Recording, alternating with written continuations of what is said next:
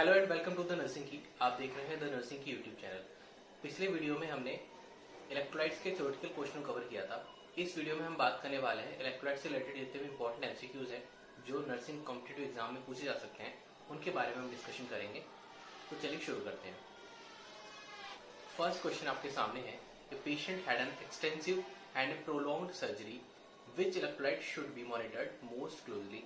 Question कहना चाह रहा है कि एक पेशेंट जिसकी अभी अभी एक बहुत ही लंबी और कॉम्प्लिकेटेड सर्जरी हुई है, तो इस ऐसे पेशेंट में हमें कौन से इलेक्ट्रोलाइट को क्लोजली मॉनिटर करना है। तो सबसे पहले ध्यान देने वाली बात है कि जब भी पेशेंट सर्जरी के लिए प्रिपेयर होता है तो उस सिचुएशन में पेशेंट को बहुत ज्यादा स्ट्रेस होता है। तो जब पेशेंट को बहुत ज्यादा स्ट्रेस होता है तो उस सिचुएशन में एसीटीएच हार्मोन सीक्रेट होता है। ये जो एसीटीएच हार्मोन है ये एल्डोस्टेरोन के सीक्रेशन को इंक्रीज करता है। और एल्डोस्टेरोन का फंक्शन मैंने थ्योरेटिकल क्लास में आपको बताया था। एल्डोस्टेरोन सोडियम का रिटेंशन करवाता है किडनी से और पोटेशियम को एक्सक्रीट करवाता है। तो इस सिचुएशन में पोटेशियम का अमाउंट कम हो जाएगा। तो जब बॉडी में पोटेशियम का अमाउंट कम हो जाएगा उस सिचुएशन में ये ईसीजी चेंजेस कर सकता है, जिससे हार्ट की प्रॉब्लम्स आ सकती हैं।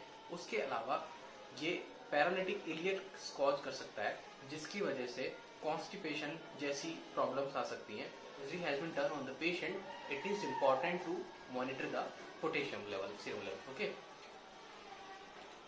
Next question is principal electrolyte of intracellular fluid compartment. Principal electrolytes mean जो सबसे ज्यादा अमाउंट है, राइट। तो इस सिचुएशन में हम देखेंगे हमारे पास 4 इलेक्ट्रोलाइट्स है। तो थ्योरेटिकल पोर्शन में हमने कवर किया था कि बॉडी में ECF that means extra cellular fluids और ICF that means intercellular fluid. तो ECF में आते हैं हमारे ब्लड, प्लाज्मा, और ICF में हमारे आते हैं सेल के अंदर वाले फ्लूइड्स। तो जो सोडियम है वो प्रिंसिपल कैटायन है ब्लड का, राइट। तो ये ECF का सबसे main cation, main electrolyte sodium हो गया, जिसका अमाउंट हो गया 135 to 145 milliequivalent per litre. और जो ICF है, ICF में सबसे ज्यादा पाया जाता है पोटेशियम, यानी कि सेल्स के अंदर जो सबसे ज्यादा अमाउंट में इलेक्ट्रोलाइट पाया जाएगा उसका नाम है पोटेशियम। तो हमेशा जब भी क्वेश्चन आएगा कि इंट्रा सेलुलर यानी सेल के अंदर कौन सा इलेक्ट्रोलाइट पाया जाता है, तो हमेशा पोटेशियम होता है। Okay, now we will move towards the next question.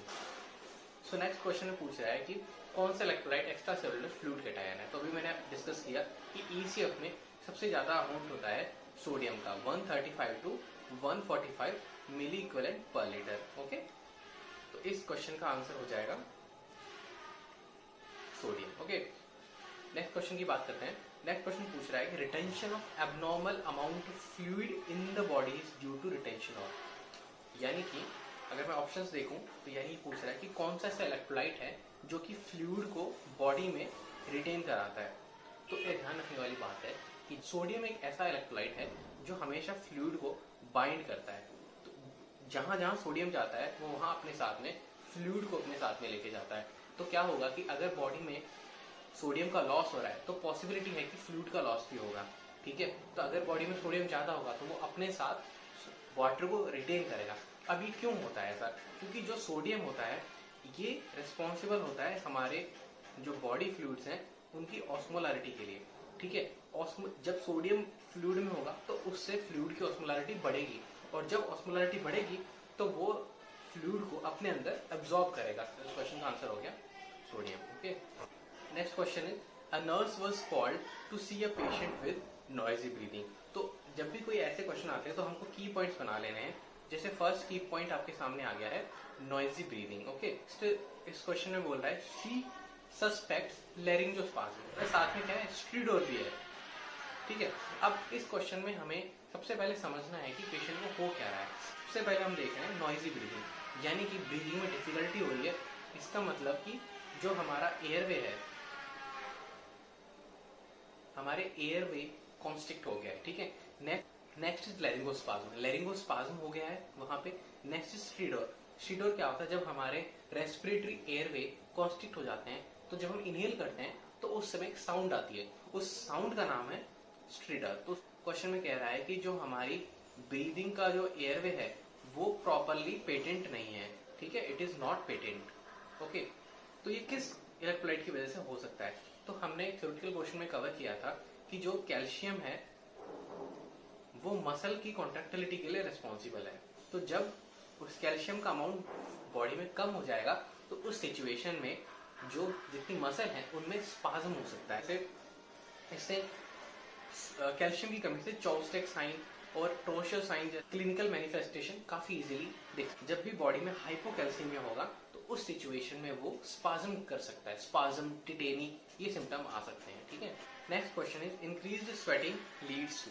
ठीक है, तो हमने जब थ्योरेटिकल क्वेश्चन पढ़ा था उसमें हमने जब भी बॉडी में वोमिटिंग होगा या पी और स्वेटिंग, तो इन चारों सिचुएशन में इलेक्ट्रोलाइट का लॉस होता है। स्वेटिंग में इलेक्ट्रोलाइट लॉस होता है, लेकिन इलेक्ट्रोलाइट लॉस के कंपैरिजन में फ्लूइड का लॉस ज्यादा होता है। तो इस सिचुएशन में क्या होता है कि जो इलेक्ट्रोलाइट का जो कंसंट्रेशन है वो फ्लूइड के रिस्पॉन्स में, फ्लूइड के रेस्पेक्ट में ज्यादा हो जाता है। लाइक सपोज एक कंटेनर है जिसमें सॉल्ट है और उसमें वाटर है। ठीक है, अब स्वेटिंग हो रहा है तो अगर मान लो या इसको हम बॉईल कर रहे हैं, ठीक है, अगर इसको बॉईल कर रहे हैं तो इसमें जो वाटर है वो बाहर निकल जाएगा, सॉल्ट बच जाएगा। ठीक है, तो इस सिचुएशन में भी यही होता है कि जब स्वेटिंग हो रही है बॉडी में तो बेसिकली जो बॉडी फ्लूइड्स है उनमें सोडियम का अमाउंट बढ़ रहा है और फ्लूइड का अमाउंट कम हो रहा है। तो इस सिचुएशन को हम बोलते हैं हाइपोवोलेमिक हाइपरनेट्रीमिया।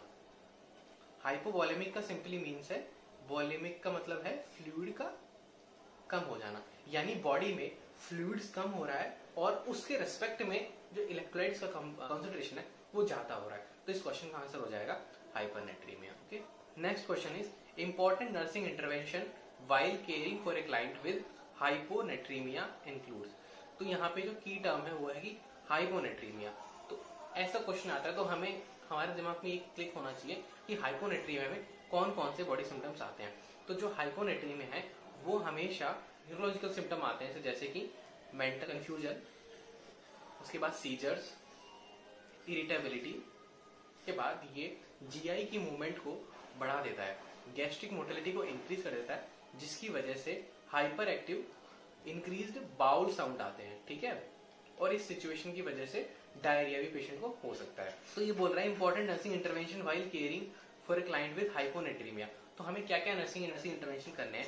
सबसे पहले सोडियम बॉडी में कम हो रहा है तो क्या फ्लूइड रेस्ट्रिक्ट करना है? नहीं, क्योंकि फ्लूइड अगर रेस्ट्रिक्ट करेंगे तो बाकी डिसऑर्डर्स हो सकते हैं फ्लूइड की कमी से। Next is provide isotonic solution, ये गुड ऑप्शन हो सकता है।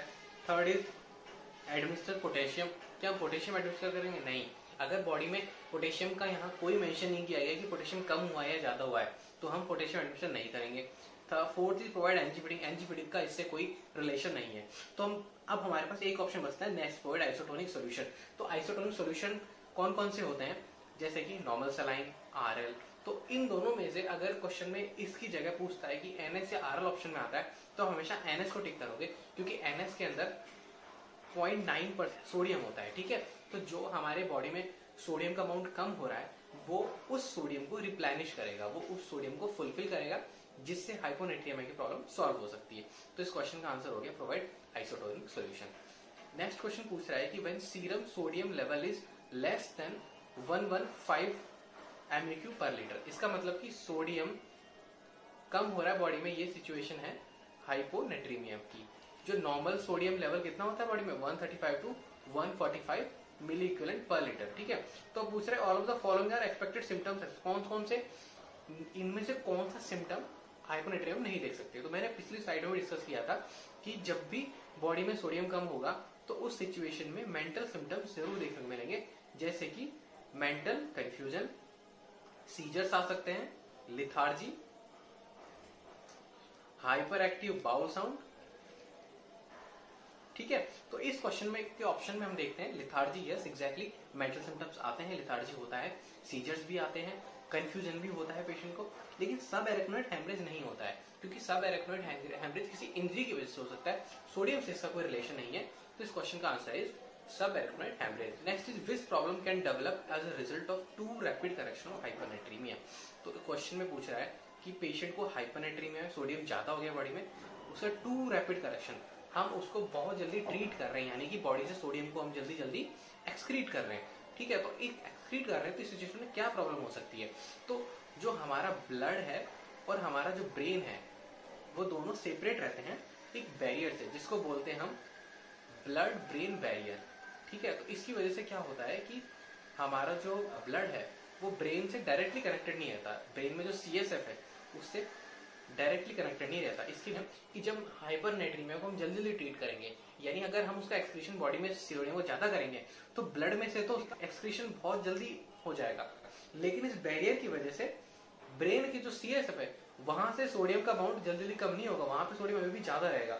तो इस सिचुएशन में जो CSF है उसकी जो ऑस्मोलैरिटी है वो बढ़ जाएगी। अगर ऑस्मोलैरिटी बढ़ जाएगी, बताया था कि सोडियम हमेशा फ्लूइड को रिटेन करेगा, तो ऑस्मोलैरिटी बढ़ गई तो फ्लूइड का शिफ्ट होगा कहां से, ब्लड से फ्लूइड का शिफ्ट होगा ब्रेन में। तो इस सिचुएशन की वजह से क्या हो जाएगा, सेरिब्रल एडिमा, यानी कि सोडियम जहां भी होगा वो फ्लूइड को रिटेन करने का काम करता है। नेक्स्ट मैं बात करने वाला हूं which body system is most commonly affected in patients with electrolyte imbalance, यानी कि इलेक्ट्रोलाइट इम्बैलेंस में कौन सा बॉडी सिस्टम है जो सबसे ज्यादा अफेक्ट होगा। ठीक है, तो इस सिचुएशन में हम देखते हैं कि हमने देखा कि सोडियम की अगर कम हो रहा है तो उसकी वजह से लिथार्जी हो रहा है, मेंटल कंफ्यूजन जैसे सिम्टम आ रहे हैं। ठीक है, उसके बाद सीजर्स आ रहे हैं। उसके बाद अगर मैंने देखा जब कैल्शियम बॉडी में कम हो रहा है तो उसकी वजह से टिटेनी हो रहा है, स्पैज्म हो रहा है। ठीक है, स्पैज्म हो रहा है, स्ट्रीडोर साउंड आ रहा है। ठीक है, और रेस्पिरेटरी डिफिकल्टी हो रही है। उसके बाद जब पोटेशियम है, अगर पोटेशियम बॉडी में कम हो रहा है तो उसकी वजह से पैरालिटिक इलियस हो रहा है। ठीक है, और ECC चेंजेस आ रहे हैं। ठीक है, तो जो मैक्सिमम सिम्टम्स हैं हमारे इलेक्ट्रोलाइट चेंजेस में वो हमें न्यूरोमस्कुलर होते हैं। ठीक है, ये सिम्टम्स न्यूरोमस्कुलर कैटेगरी में आते हैं। तो हमेशा जब भी बॉडी में इलेक्ट्रोलाइट इम्बैलेंस होगा, फर्स्टली न्यूरोमस्कुलर सिस्टम अफेक्ट होगा। ओके, कार्डियोवैस्कुलर सिस्टम उसके बाद में, रीनल सिस्टम उसके बाद में, एंडोक्राइन उसके बाद में। ठीक है, नेक्स्ट क्वेश्चन की बात करें, which of the following is not a cause of hypokalemia, यानी कि इनमें से कौन सा ऐसा कारण है जिससे हाइपोकैलेमिया नहीं होता है। तो हम देखेंगे कि किस किस से इसमें देखेंगे किस किस में होता है। जैसे वोमिटिंग, तो मैंने आपको फॉर्मूला बताया था VPPS, vomiting, poop, pee, sweating, इन सभी से इलेक्ट्रोलाइट का लॉस होता है, तो ये तो ऑप्शन गलत हो गया। ठीक है, नेक्स्ट क्वेश्चन है थायजाइड डायूरेटिक। ठीक है, तो थायजाइड डायूरेटिक हमेशा पोटेशियम का एक्सक्रीशन कराते हैं बॉडी से, किडनी से, इस वजह से ये भी आंसर नहीं होगा। Next is aldosteronism. एल्डोस्टेरोन का काम होता है बॉडी में सोडियम का रिटेंशन कराना और पोटेशियम को एक्सक्रीट कराना, तो ये भी आंसर नहीं है, ये भी पोटेशियम को एक्सक्रीट करा रहा है। फोर्थ रीनल फेलियर, तो देखो रीनल फेलियर की सिचुएशन में बॉडी कुछ भी फिल्टर ही नहीं कर पाएगी ब्लड से। अगर वो फिल्टर ही नहीं कर पा रही है तो वो पोटेशियम कमी कर ही नहीं सकती। ठीक है, तो इस सिचुएशन में हाइपरकैलेमिया हो जाएगा। ठीक है, तो इसका आंसर हो जाएगा रीनल फेलियर। नेक्स्ट क्वेश्चन की बात करूं, cause of potassium deficit, spironolactone. Spironolactone potassium deficit का कॉज नहीं है, ये तो हाइपरकैलेमिया कराता है। क्यों? क्योंकि ये किडनी में से पोटेशियम को रीअब्सॉर्ब करता है। Next is nasogastric suction, yes, NG जैसे मैंने बताया था ना, VPPS में वोमिटिंग, पूप, पी, स्वेटिंग में बॉडी में GI में से हमारा फ्लूइड लॉस होता है, तो GI के फ्लूइड्स में पोटेशियम होता है। ठीक है, नेजोगैस्ट्रिक सक्शन कर रहे हैं तो हम GI के फ्लूइड को सक आउट कर रहे हैं, तो सिचुएशन में हाइपोकैलेमिया हो सकता है। Next is history of renal disease. Third, history of renal disease, renal disease में पोटेशियम का अमाउंट बढ़ जाएगा। ठीक है, ये भी नहीं answer. History of Addison disease, Addison disease में भी पोटेशियम का अमाउंट बढ़ जाता है। ओके, तो हमारा आंसर यहाँ पे हो गया नेजोगैस्ट्रिक सक्शन, जो हमारे GI के फ्लूइड को एक्सक्रीट करेगा, जिसकी वजह से पोटेशियम का अमाउंट कम हो जाएगा। नेक्स्ट मैं बात करने वाला हूं, which of the following is used in the management of hyperkalaemia, यानी कि हाइपरकैलेमिया को ट्रीट करने के लिए क्या यूज करेंगे। मैग्नीशियम सल्फेट हम नहीं देंगे क्योंकि ये पोटेशियम रिलेटेड है और ना ही इन दोनों का कोई आपस में रिलेशन है। Next is potassium chloride, already body में पोटेशियम बढ़ रहा है तो हम पोटेशियम क्लोराइड नहीं देंगे। अब हमारे पास दो ऑप्शन बचते हैं, इनमें से हम कौन सा ऑप्शन देखेंगे।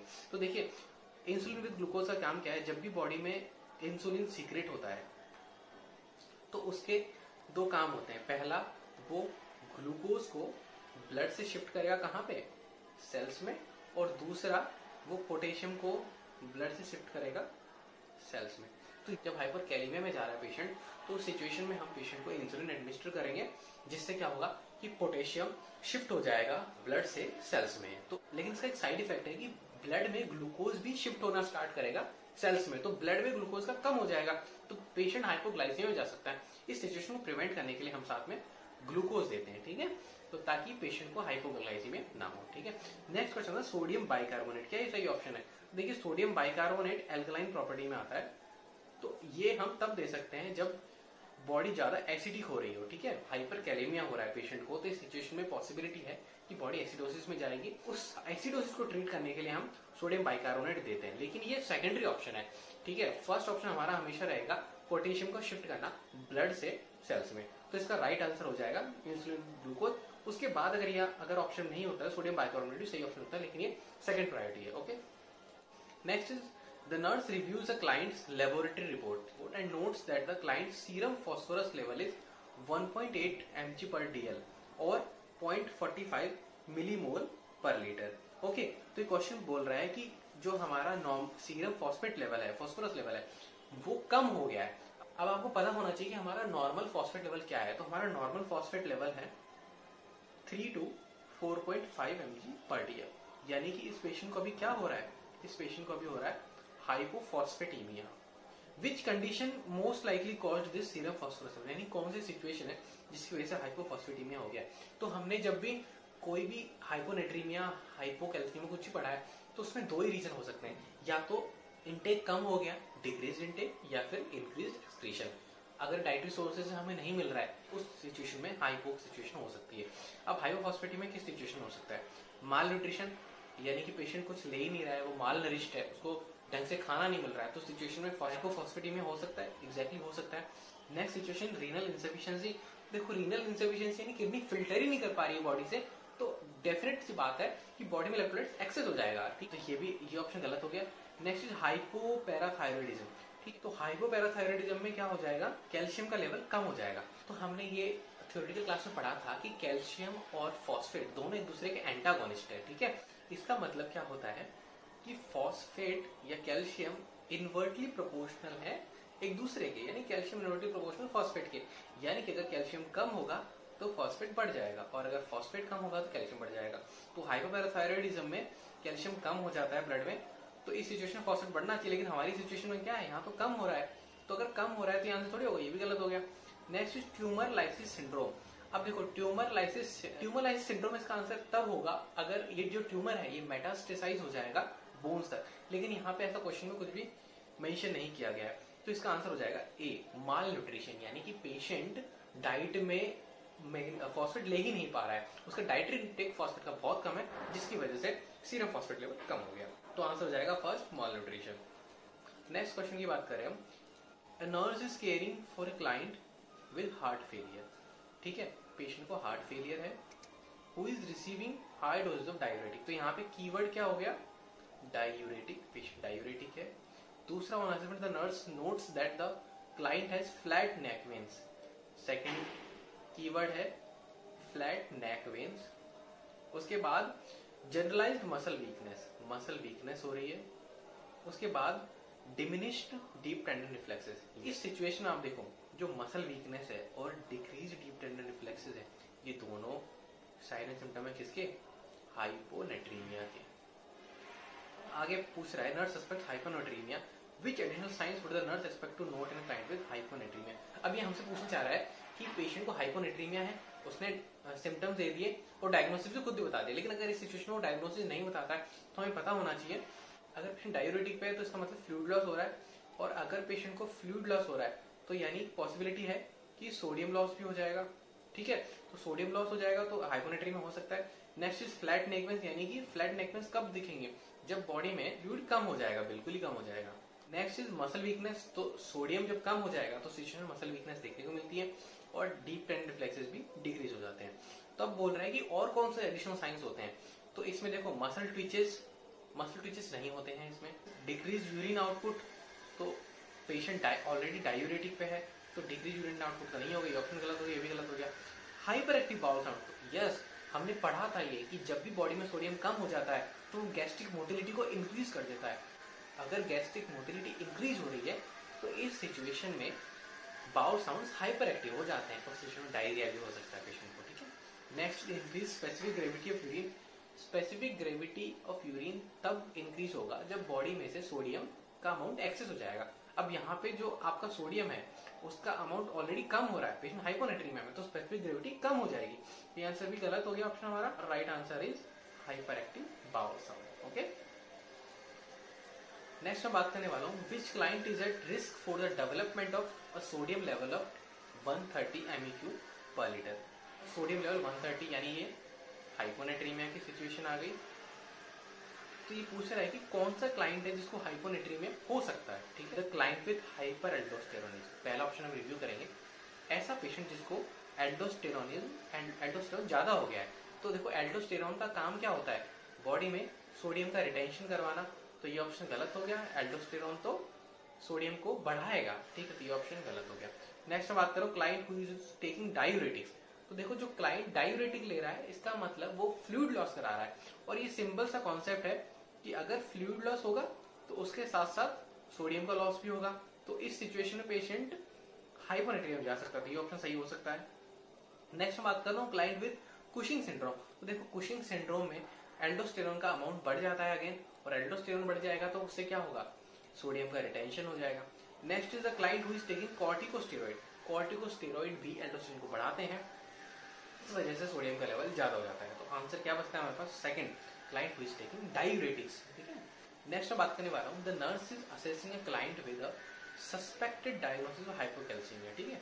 तो क्वेश्चन में हमें मिल गया, ये क्वेश्चन है हाइपोकैल्सीमिया का।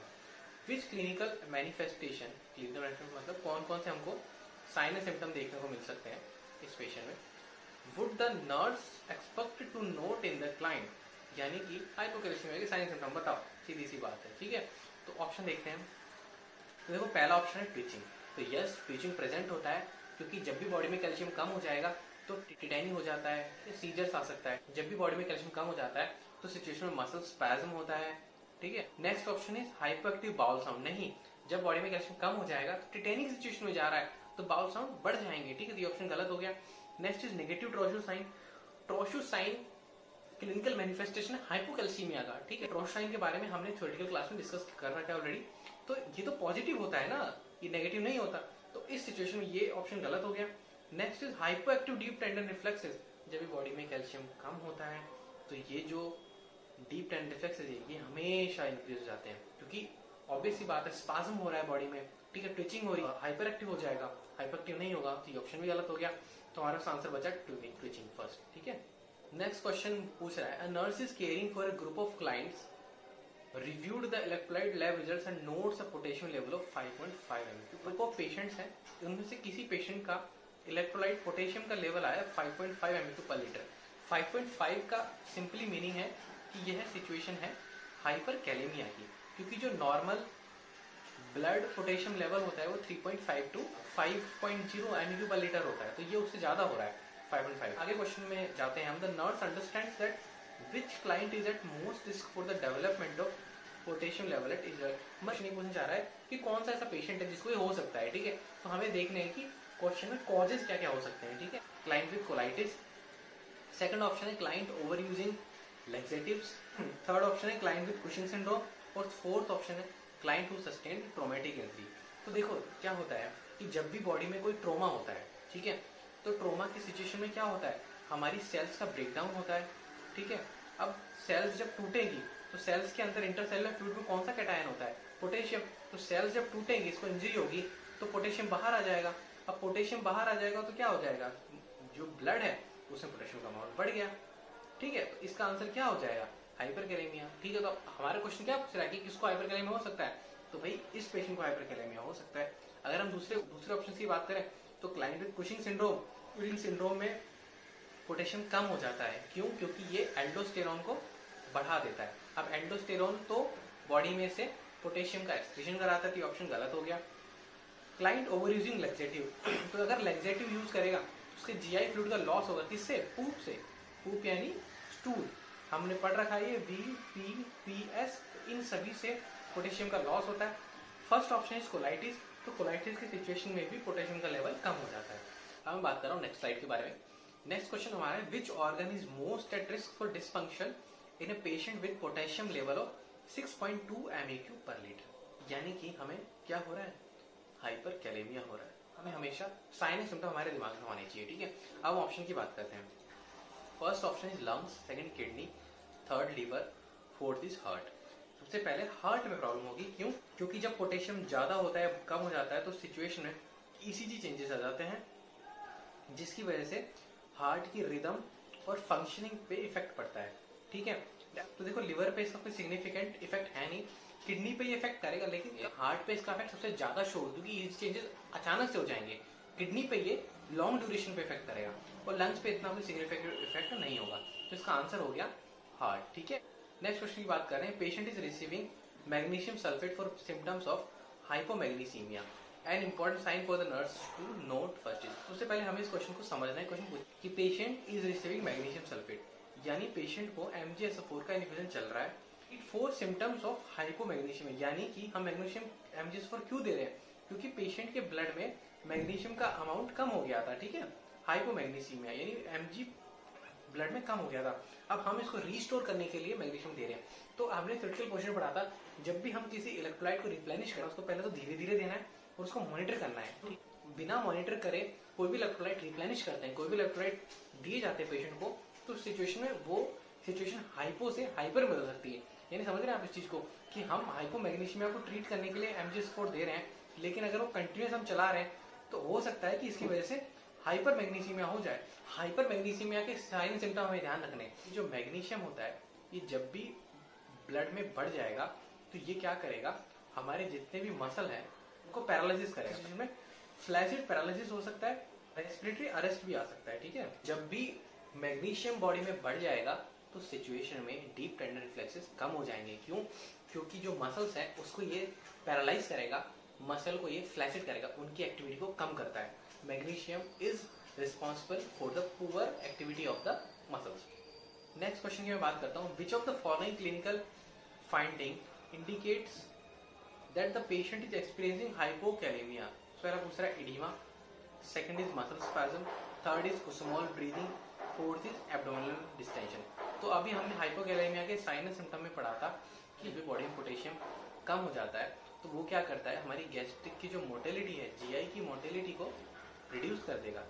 कॉन्स्टिपेशन होगा, तो कॉन्स्टिपेशन होने से पेशेंट को एब्डोमिनल डिस्टेंशन हो जाएगा, ठीक है। तो यहाँ पे हमारा सही आंसर हो जाता है एब्डोमिनल डिस्टेंशन। क्वेश्चन के बारे में, first symptom of hypokalemia assessed by the nurse. ये जो पोटेशियम है ये मसल की एक्टिविटी को कम कर रहा है, ठीक है, मसल्स को वीक कर रहा है। लेकिन अब हमें ये जानना है कि कौन से मसल सबसे ज्यादा पहले इफेक्ट करता है। तो सबसे पहले ये लोअर लिम्स पे इफेक्ट करता है, ठीक है। सबसे पहले जो सिम्टम वो लोअर लिम्स देखे जाएंगे। तो इस क्वेश्चन का आंसर हो जाएगा फर्स्ट। टिंगलिंग इन फिंगर्स नहीं, फ्लूइड ओवरलोड भी हाइपोकैलेमिया कोरिलेशन नहीं है इससे। All of the way option already गलत हो गया, तो हमारा राइट आंसर क्या आ गया, muscle weakness in the lower limbs, okay. तो फ्रेंड्स, आपको ये लेक्चर कैसा लगा आप हमें कमेंट करके जरूर बताइए। जो भी पॉइंट्स हमने मिस किए हैं आप उन्हें बताइए, हम उनको सॉल्व करने की जरूर कोशिश करेंगे। आप हमारा इंस्टाग्राम, फेसबुक और टेलीग्राम ज्वाइन कर सकते हैं रेगुलर अपडेट्स के लिए, और हम हमारी साइट्स पे रेगुलरली एक्टिव हैं।